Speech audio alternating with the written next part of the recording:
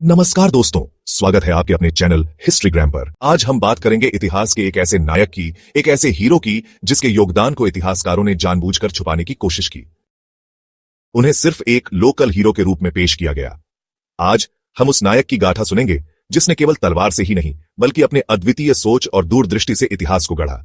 जी हां, हम बात कर रहे हैं भारत के वीर सपूत छत्रपति शिवाजी महाराज की। सन 1630 शिवनेरी का किला। जीजाबाई की गोद में जन्मा एक बालक। कौन जानता था कि यह बालक एक दिन हिंदवी स्वराज्य का सपना साकार करेगा।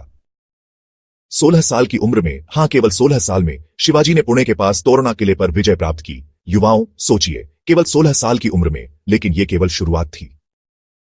अब बात करते हैं एक ऐसे ऐतिहासिक क्षण की जो वीरता और रणनीति का बेमिसाल उदाहरण है।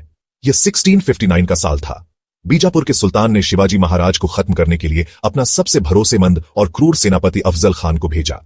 अफजल खान एक विशालकाय योद्धा था जिसकी गिनती घातक और चालाक सेना नायकों में होती थी, लेकिन वह नहीं जानता था कि सामने छत्रपति शिवाजी महाराज जैसे बुद्धिमान और निर्भीक योद्धा हैं। अफजल खान ने शिवाजी महाराज को प्रतापगढ़ किले पर बुलाने का संदेश भेजा। उसने कहा कि वह संधि करना चाहता है, लेकिन असल में उसकी योजना शिवाजी को धोखे से मारने की थी। अफजल खान ने सोचा कि वह अपने विशाल शरीर और ताकत से शिवाजी को आसानी से खत्म कर देगा, लेकिन शिवाजी महाराज को उसकी हर चाल का पहले ही अंदाजा था। शिवाजी महाराज ने अफजल खान की साजिश को भांप लिया और खुद को पूरी तरह से तैयार किया। उन्होंने अपने कपड़ों के नीचे एक लोहे का कवच पहना और अपनी बाहों में छिपा लिया वाघनख, बाघ के पंजे जैसा हथियार। यह हथियार इतना खतरनाक था कि पल भर में दुश्मन का पेट चीर सकता था। अफजल खान ने शिवाजी महाराज को गले लगाने के बहाने उनके ऊपर हमला करने की योजना बनाई थी। जैसे ही शिवाजी महाराज करीब आए, अफजल खान ने अपनी छुपी हुई कटार निकाल ली और शिवाजी को पेट में घोंपने की कोशिश की, लेकिन उनकी हर कोशिश को नाकाम कर दिया शिवाजी के लोहे के कवच ने। शिवाजी महाराज ने अपनी फुर्ती और चतुराई का परिचय देते हुए तुरंत अपने वाघनख से अफजल खान पर हमला किया। उन्होंने उसके पेट को इतनी तेजी से चीर दिया कि अफजल खान वहीं गिर पड़ा। घायल अफजल खान ने भागने की कोशिश की, लेकिन शिवाजी महाराज के मावला योद्धाओं ने उसे खत्म कर दिया, ठीक वैसे ही जैसे भगवान नृसिंह ने हिरण्यकश्यप का वध किया था। पन्हाला से सूरत तक शिवाजी और उनकी सेना अजेय रही, इनविंसिबल। यही नहीं, शिवाजी महाराज ने भारत की पहली संगठित नौसेना बनाई थी। जी हां, वो समुद्र को केवल व्यापार का मार्ग नहीं बल्कि एक युद्ध का मैदान मानते थे।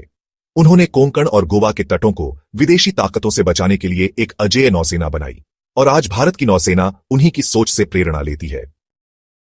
1674 में रायगढ़ पर उनका राज्याभिषेक हुआ और 1677 में उन्होंने गोलकुंडा और तंजावुर क्षेत्रों पर विजय प्राप्त की।